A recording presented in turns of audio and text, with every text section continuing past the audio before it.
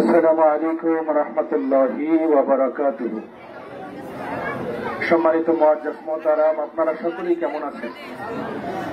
আল্লাহুম্মা রাব্বি সাল্লি ওয়া সাল্লিম ওয়া বারিক আলাইহি। সম্মানিত মুআজ্জাজ মুহতারাম, আমি ডানে বামে সময় নিব না, সরাসরি আমি কথার মধ্যে চলে যাব।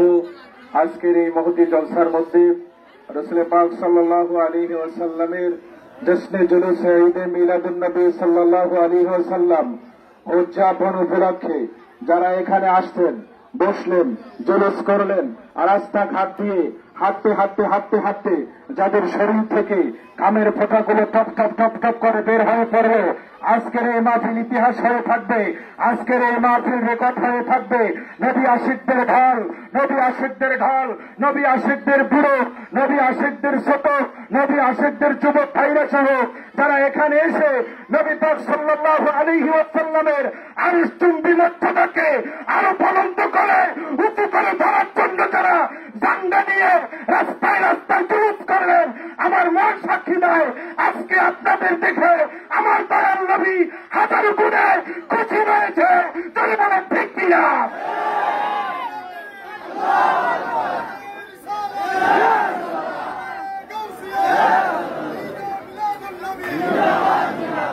যেই রাস্তার মধ্যে খতিব আইম্মায়ে মুকাররম থাকেন, মসজিদের সম্মানিত ইমাম সাহেব থাকেন, মসজিদের সম্মানিত মুসল্লি থাকে, আমার যুবক সুন্নি ভাইরা থাকে, ওই মাহফিলে, ওই ময়দানে, ওই জুলুসে আমার নবীজির সুন্দর সুন্দর নবীজির খুশবু না এসে পারে না, পারে না, পারে না। অবশ্যই এখানে আমার নবীজির মিশক আম্বরের ঘেরান এই জায়গার মধ্যে আছে। কথা বলে ঠিক কিনা? আমরা সেই দিকে খেয়াল করে আমরা জুলুস করেছি। রাসূল পাক সাল্লাল্লাহু আলাইহি ওয়াসাল্লাম উম্মতের ব্যাপারে বলে দিয়েছেন, নবী পাক সাল্লাল্লাহু আলাইহি ওয়াসাল্লাম যেদিন দুনিয়ার জমিনে তাশরীফ মোবারক আনলেন, এরপরে আল্লাহর হাবিব যখন সাহাবায়ে কেরামদেরকে নিয়ে মসজিদে নববীর মধ্যে নামাজ আদায় করলেন। বন্ধুরে আমার, আমি সংক্ষেপে বলে দিচ্ছি, সময় বড় কম, আমি সময়ের দিকে বেশি সময় নিব না, আপনাদেরকে বোঝানোর জন্য একটুখানি করে বলতেছি। আমার নবীর ইস্তেকামত, আমার নবীর হরমত, আমার নবীর ইজ্জত আল্লাহ তাআলা কতটা বাড়িয়ে দিয়েছে সেটা আমাদের আশিক রাসূলদের জানার দরকার আছে না নাই? আমরা গুনাহগার, এতে নিশ্চিত কোনো সন্দেহ নাই। আমরা সকলেই কম বেশি গুনাহগার, কিন্তু আমার রাসূল কোন গুনাহগার? কথা বলেন, গুনাহগার? আমি আজকের আপনাদের পায়ের মধ্যে হাত দিয়ে সম্মানিত সভাপতি সাহেব সহ আজকেরা যারা এখানে উপস্থিত হয়েছেন সবাইকে নিয়ে একটা ঘোষণা দিবার চাই। যেই ঘোষণা আমরা বছরের পর বছর, দিনের পর দিন, মাসের পর মাস আমরা দিয়ে আসতেছি।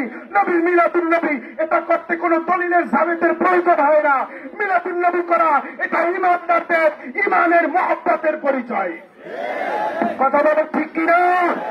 রাসূল পাক সাল্লাল্লাহু আলাইহি ওয়াসাল্লাম কাবা শরীফের উপরে যখন উঠলেন, বাইতুল্লাহ শরীফের উপরে যখন উঠলেন, আল্লাহ রাসূল সাল্লাল্লাহু আলাইহি ওয়াসাল্লাম পূর্ব দিকে মুখ করে করে, পূর্ব দিকে মুখ করে করে লম্বা লম্বা করে নিঃশ্বাস নিচ্ছেন।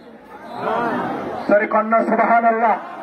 সাহাবায়ে কেরাম জিজ্ঞেস করলেন, ইয়া জিল্লি ইয়া রাসূলুল্লাহ, আপনি এই সময়ে এখন পর্যন্ত ফজরের নামাজ আদায় করার পরে পশ্চিম দিকে, পূর্ব দিকে, কোন দিকে সুজয় উদয় হয় নাই, আপনি পূর্ব দিকে আপনার মুখ মুবারক করে লম্বা লম্বা নিঃশ্বাস নিচ্ছেন, ইয়া রাসূলুল্লাহ ব্যাপার কি? আল্লাহর নবী ডাক দিয়া বললেন, এ সাহাবীরা শোনো, এ সাহাবীরা শোনো, আমি পূর্ব দিকে আমার নাক মুবারক দিয়ে আমি লম্বা লম্বা নিঃশ্বাস নিচ্ছি এই কারণে, আজ থেকে 1000 বছর পরে একদল উম্মত আমাকে না পেয়ে ইয়া রাসূলুল্লাহ, ইয়া রাসূলুল্লাহ বললে পথে পথে, রাস্তায় রাস্তায় তারা জুলুস করবে।